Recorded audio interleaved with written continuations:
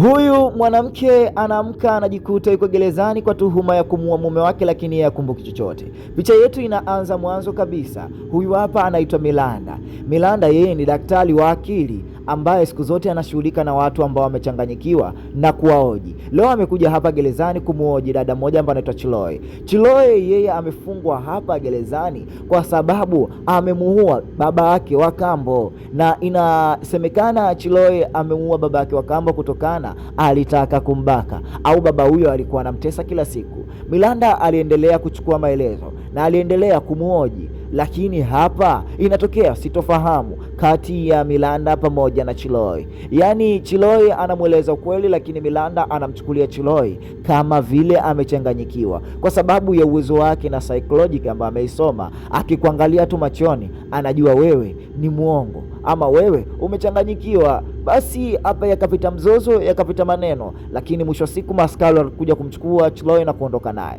Milanda moja kwa moja hapa anakutana na Douglas. Douglas yeye ni bosi wake ama ni mumewe vile vile, kwa sababu ni hawa wawili tayari wameshafunga ndoa. Amekuja moja kwa moja, amemuona mpenzi wake Douglas, amwambia nilitoka kule kumwangalia dada mmoja ambaye anaitwa Chiloe, naendelea kufuatilia kesi yake ili mradi tujue tunamsaidiaje, ama ili mradi nijue wakili atamtoaje katika ile kesi ama tuhuma. Douglas anamwambia vizuri, endelea kufuatilia kesi na tubainishe kama kweli amechanganyikiwa ama aliua mtu kimakusudi. Basi baada ya siku hapo akapeana busi kidogo, na anaingia Peter kuingia, aliokuta watu katikati ya mapenzi, na lakini Douglas aliaga na kumwambia bwana kika na mambo mengi, kwa hiyo wewe unaweza ukaendelea na huyu dada. Basi dada huyu alimwambia Peter, mimi sina mambo mengi ya kulipoti, acha kwanza nikasalimie. Na alikuja hapa akamsalimia mzee mmoja ambaye anaitwa Phillips, naye Phillips yupo katika kitengo hiko cha watu ambao hawana akili, wote hawa wanashughulika na watu hao. Basi Miranda moja kwa moja aliingia katika ofisi yake na akaendelea kuchambua na kufafanua ni namna gani anaweza kaziongoza kesi. Na muda wa kazi ulipoisha, kwa hiyo bidi dada aage, na Peter alimpa kampani kidogo ya kumtoa kwa sababu nje kulikuwa na mvua kali.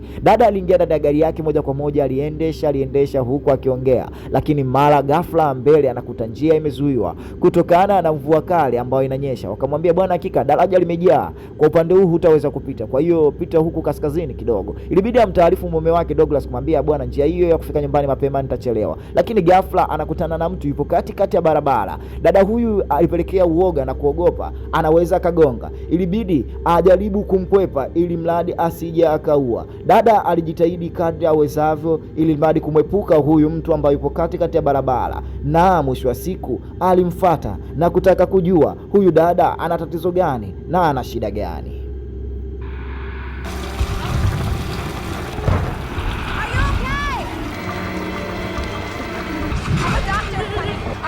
I'm gonna take you to the hospital.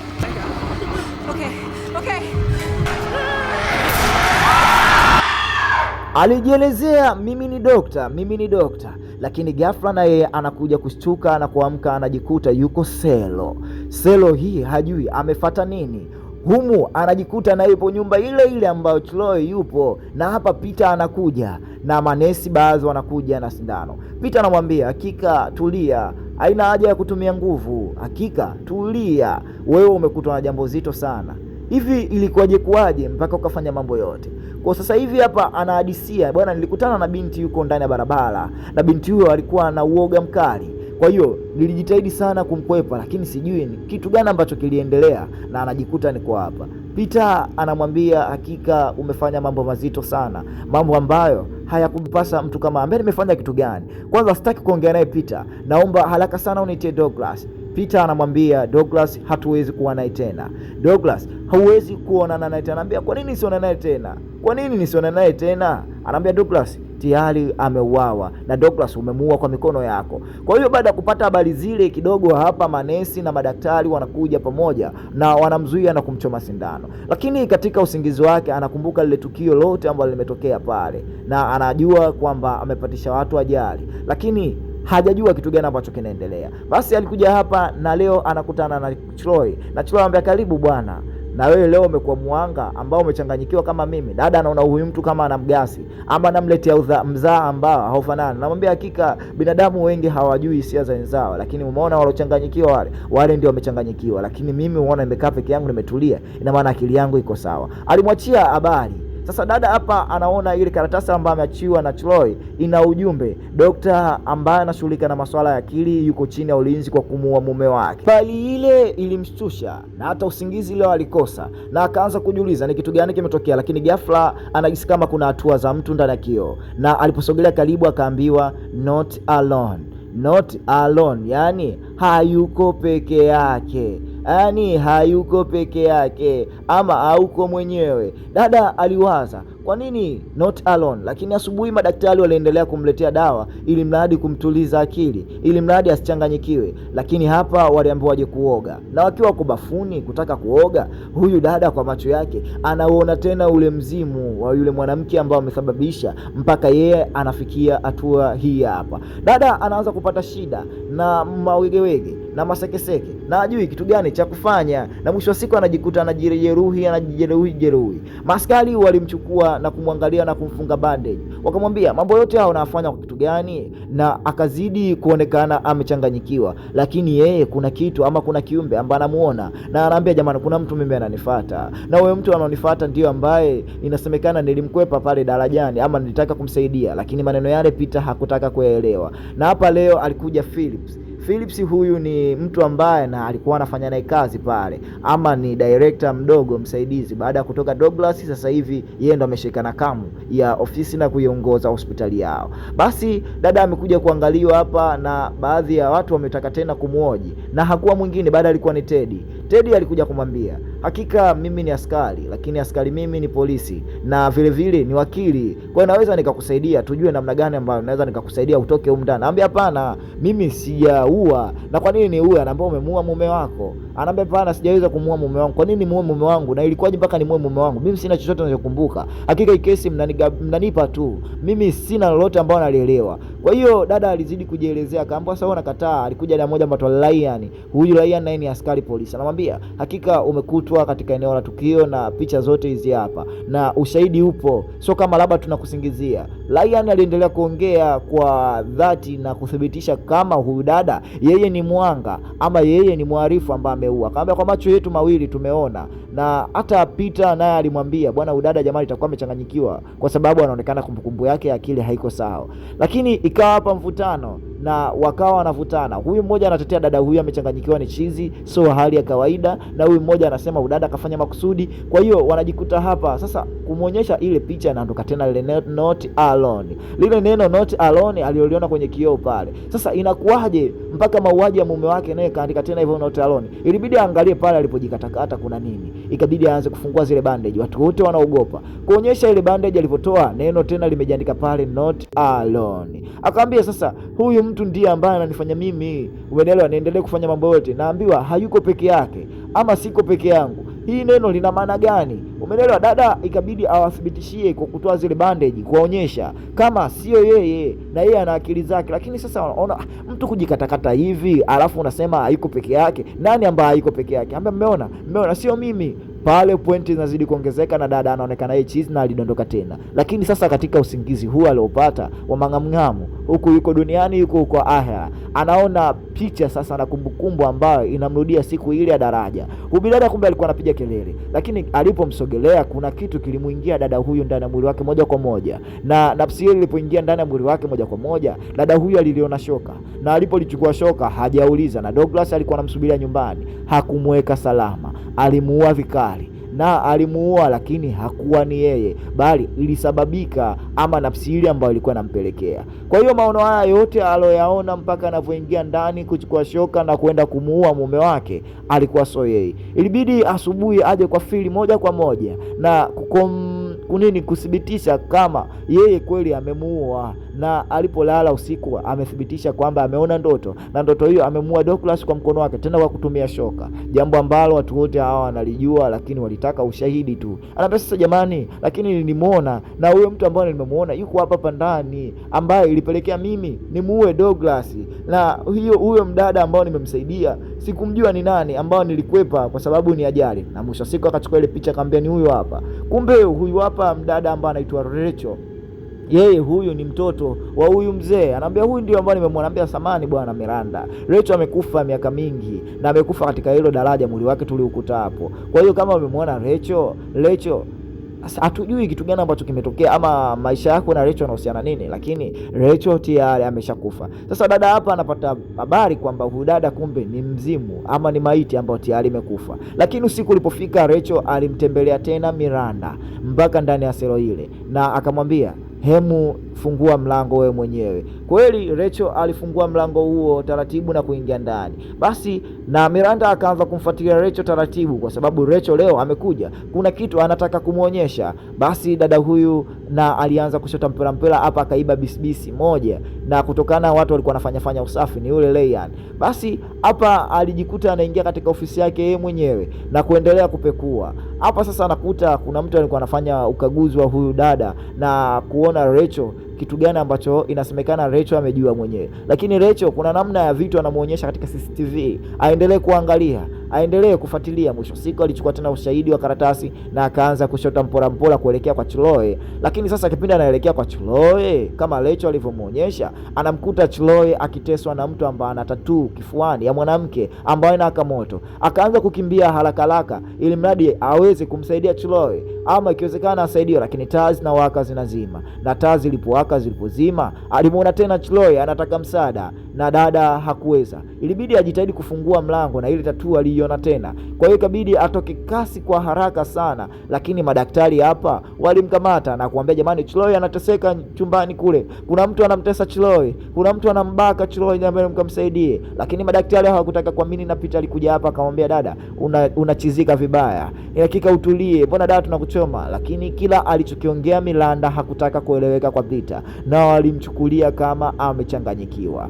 Umeelewa? Anamwambia, hakika nimemuona Chloe akiteswa. Lakini Peter anamwambia, wewe Chloe kweli ndio unachosema ameumia kwenye sura, lakini Chloe ameumia yeye mwenyewe. Hakuna mtu yeyote ambaye alikuwa anamtesa, ila amejipiga tu, CCTV zimeonyesha. Kwa hiyo dada anajikuta yeye kwa maono yake anaona mambo mengi, lakini yeye haonyeshwi. Na anamwambia, bwana, Rachel hakujiua bali Rachel aliuawa. Umeelewa? Kwa hiyo hapa ikawa mvutano kati ya Peter na Miranda. Miranda anaeleza ukweli kutokana na maono ambayo anayaona, lakini Peter haamini hayo ambayo Miranda anamwambia hakika umechanganyikiwa na hakika inabidi unywe dawa. Na hapa kukawa na mvutano na ubishano mkubwa, kwa sababu huyu anasema ndio, alafu huyu anasema hapana. Kwa hiyo hapa kukawa na sitofahamu. Rachel Parson did not commit suicide. All I know is I saw this girl. The girl was in shock. What does Yes, that mean? I The saw her. Parsons? She was washed downstream 5 She miles was from beaten Russian up, Rock. and she's connected to me. Police, Somebody newspaper, the did coroner? that to that girl. They're all wrong. Rachel was there, dead or alive. Ini siku iliyofuata asubuhi yake wakiwa hapo gerezani, Miranda alimfuata Chloe na kumwambia, nisamehe sana, hakika nimeamini yale yote ambayo umeniambia, na hakika yote ambayo umesema wewe ni ukweli, kwa sababu hata mimi naona ndio ambayo amenitokea. Lakini Miranda akataka kujua, na Chloe alimwangalia taratibu na akamwambia, hakika sasa hivi utaanza kuelewa, kwa sababu wewe ndio mpango na wewe ndio utakamilisha kazi hii hapa. Basi baada ya kuambiwa wewe ndio mpango na utakamilisha kazi hapa, lakini mzimu wa Rachel ulimfuata tena gerezani hapa na kuanza kumtesa. Lakini huko kwenye CCTV kamera hawaoni kinachomtesa huyu Miranda. Kwa hiyo walikuja moja kwa moja walinzi, lakini anajikuta Miranda anaamka na kupapatua na kuanza kuondoka hapa gerezani. Anapambana vikali na kuanza kutoroka. Hata walinzi na wanajela waliendelea kumkimbiza, lakini Miranda alikuwa jasiri, anajikuta anapanda na kutoroka ndani taratibu ya hili gereza, ili mradi kuendelea kufuatilia. Walifika hapa na akapotea. Kumbe Miranda alikuwa kama komando, yuko chini ya swimming pool, na alipotoka ndani ya maji haya, Miranda kushota mpora anajikuta hapa yuko ofisini na umeme umekatika. Lakini walipowasha umeme, mlinzi mmoja anamuona na akamwambia sikutaji, na mwisho siku mlinzi huyu anajikuta anampa funguo na kumsaidia Miranda, kwa sababu anaona Miranda yuko sawa. Miranda alichukua gari yake taratibu na kuanza kupanda, lakini ndani ya gari hilo anakuta tena mzimu wa Rachel. Basi mzimu ule ukampeleka na akamwambia uende paka nyumbani. Na ulipofika nyumbani hapa anaona ile tukio lote ya kipindi yeye anamua Douglas. Anajiona kabisa alivyomkatakata na kumfyeka na kumchepa. Na ile neno not Aaron analiona tena. Ilimpelekea ingie ndani moja kwa moja. Na hapa anajikuta yeye na kujiona kipindi anapofanya transition, maana anabadilika anakuwa Rachel na mwisho siku anakuwa yeye. Lakini picha za ndoa, picha za harusi yao zinampa simanzi, kwa sababu anajikuta kwa nini nimemuua Douglas, lakini kwenye picha hii kuna kitu anakiona hapa, na hiki kitu kilimvutia na akasema labda huku kuna mambo mengi ya Douglas ya umuhimu. Basi alitoka moja kwa moja kwenda katika nyumba yao ambayo iko nje kidogo ya mji, yani sio nyumba ambao wao walikuwa wanaishi. Na alipoingia hapa taratibu alikuta mikanda ama rekodi ambazo zimerekodiwa ama maboksi ya kurekodia vitu. Na alipoingia chini ya basement taratibu anaendelea kupekua, na hapa anakuta mambo mengine ambayo mumewe hakumweleza ama mambo ambayo alikuwa hajui. Ndani anakuta vichupa vingi vya sindano za dawa ambazo za kutuliza watu ambao wanaonekana kama hawana akili. Na hapa anakuta videotape nyingi ambazo bwana wake Douglas alikuwa anarekodi kutumia kurekodi. Lakini hapa anaonekana Douglas hapa akimtesa mtu akiwa uchi wa mnyama na akimwingilia. Umeelewa? Kumbe mume huyu alikuwa ni mshenzi na mshenzi mpaka mshenzi tena. Na mume wake huyu alikuwa ni jibwa. Kama wanawake wanavyosema wanaume wote ni mbwa, huyu sasa ni mbwa kweli. Na sisi wengine sio mbwa kama mimi hapa DJ wako Faybash. Basi endelee. Dada huyo anaona ushenzi wote wa mumewe, lakini ghafla alisikia kuna hatua zinatoka juu ya basement hiyo na ikabidi aanze kujificha. Lakini hapa kipindi anataka kujificha anamuona Uglai. Huyu ni Blai ambao ni askari polisi ambao pale alikuja kumhoji. Hapa amefuata nini? Lakini hapa vile vile anamuona mdada anaomba msaada, nisaidie. Blai alimulika. Mwisho wa siku dada huyu alikamatwa na kurudishwa tena Milembe, na askari huyu akasema hawa na mumeo ndio ambao alikuwa anafanya masuala ya utikaji na kuwanyanyasa watu. Umeelewa? Basi dada huyu alichukuliwa na kesi ile kaendelea kulindima. Lakini Blai anamwambia, hakika kitu gani ambacho mnasema huyu mtu sio akili yake na huyu mtu mnamtetea kila kukicha, lakini huyu mtu anaonekana ni mshenzi yeye na mume wake. Wakili ili swala analiingilia kati. Hata Fili alikuja hapa katika hiki kituo kuendelea kumwoja. Anamwambia namna gani sasa ambacho kinaendelea, na kule ulifuata nini, na kwa nini ulivunja gereza na kutoroka? Dada aliwaambia maneno mengi. Anamwambia Douglas, jinsi nilivyokuwa namuona ni mstaarabu, ni mzuri na ni mpole, lakini mambo ambayo Douglas anayofanya ni mambo mazito. Lakini inaonekana mzimu wa Rachel unanipelekea mimi kugundua haya yote, lakini na sijui kwa nini Rachel anataka mimi niyajue haya yote. Lakini Douglas mume wangu, mambo ambayo anafanya mume wangu, lakini kwa alama hii naambiwa hayuko peke yake ambaye anafanya haya mauaji. Kwa hiyo ili neno ambalo naambiwa hayuko peke yake, ili neno linanishangaza. Na mzee machozi akaanza kumtoka. Akamwambia, unajua mwanangu, muda mwingi namuona, nikimuona katika ndoto namuona kama anaungua moto, na huo moto anaungua sielewi una maana gani. Anamwambia hata mimi siku hiyo nilivyomuona moto ndo ambao umeniingia ndani ya kichwa changu na kunipelekea mimi kuona mambo mengi hapa. Kwa hiyo mzee anajikuta analia, na hapo mwisho wa siku Miranda analetwa gerezani. Na bwana Blai anakuja hapa anamwambia, hakika wewe ni mtu mbaya, lakini ushahidi utapofikia lazima utanyongwa kwa dhambi zako. Anamwambia ndiyo sawa, kwa wewe Blai unaona kama mimi ni kweli ni mtu mbaya, lakini nimemuona mtu ambaye anashirikiana na Douglas ambaye yeye anatatua hapa kifuani. Ya tatu hiyo ni ya mwanamke ambaye imeungua kama na moto, yani frame yake imechorwa. Kwa dada Chloe anazidi kuelezea, anamwambia mimi huyu mwanamke anaonyesha mambo mengi. Umeelewa Lecho? Sasa Blai anajikuta kama pumzi inatoka, lakini mwanadada hapa kama kuna namna anaanza kuona psychological kwa Blai, kwa sababu Blai yeye alikuwa ni rafiki wa karibu sana na mume wake Douglas. Kwa hiyo ndio maana alikuwa anapata muda mwingi. Anamwambia huyo mtu, umeelewa, ninavyomuona hata babake na Rachel anamuona hivyo Rachel mwanae katika ndoto na katika mawazo. Lakini hata mimi nilichokifanya sio mimi, bali ni mzimu ambao ulinipelekea mimi kumuua Douglas, na sijajua, lakini ndio hivyo hata babake na Phil naye aliniambia naye anamuona hivyo mwanae, kwa sababu mwanae anaonekana yuko huko anapata tabu, mwanae huko alipo halali, kwa sababu yeye mwanae hajajiua bali ameuawa. Kwa anataka mimi niuelezee, umeelewa, nielezee msiba wake ama nielezee ushahidi wake, kwa sababu mimi ni kazi yangu ya kupima watu akili, ama mimi ni kazi yangu ya kufuatilia kesi kama hizi. Kwa hiyo sasa kesi hii inabidi nifuatilie. Douglas akajifanya kama anamwambia bwana usijari, hakika nimekuelewa, maana tai nayo shingoni ilikuwa inamkaba sana. Mwambie basi sawa, tutafuatilia. Lakini bidada kila alipoangalia uso wa Blai kuna kitu anakiona Miranda, na kwa sababu Miranda yeye, umeelewa, anajua psychology, akamwambia hakika ninamjua mtu ambaye amemuua ama mtu ambaye anashirikiana na Douglas mwenye tattoo kifuani. Antiki hile ilimfanya Blai arudi tena na kushusha koo kidogo na kulegeza. Dada, umemjua ni nani? Basi unaweza kututajia ama unaweza kuniambia? Mimi ni mtu wa serikali, Umeelewa? Dada kwa makini akamwambia, mimi nakuelewa, ni wewe hapo. Basi mkono ukaanza kulika hapa, na kweli alipochana shati la Brai ama kutoa vifungo vile, anaona ile tattoo ya wale mwanamke ambaye amekaa pale. Kumbe huyu Brai yeye na Douglas ndio ambao walikuwa wanasaidiana, ndio ambao walikuwa wanashirikiana, ndio ambao walikuwa wanafanya kila kitu. Ndio maana Brai alikuwa anatilia mkazo kila kitu, anasema udada muaji,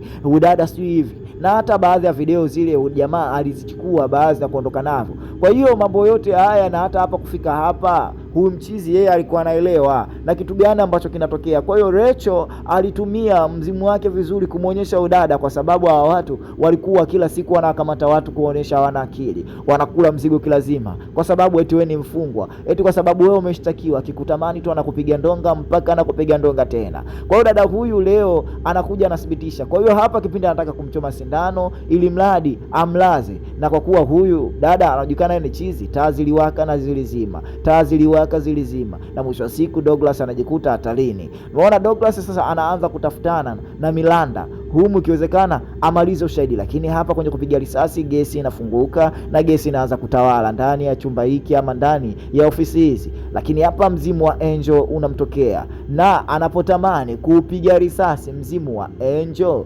risasi ile inaenda inarudi kutokana Angel alishakufa. Na hapa jamaa Brai anajikuta anaanza kuteketea. Miranda anamwambia, hakika potelea mbali mbwa wewe, anampiga shaba na Miranda anamuua. Kwa hiyo Miranda anajikuta amekamilisha swala ambalo lilimfanya yeye ajue nani na nani ambao wamehusika katika kifo cha Rachel. Baada ya mwaka mmoja kupita, Miranda pamoja na Choi wametoka na wanafanya kazi pamoja, lakini hapa leo wanaagana na kumwambia, bwana, hakika tutaendelea kuwa sambamba hivi kufuatilia kesi ambazo za waanga mbalimbali.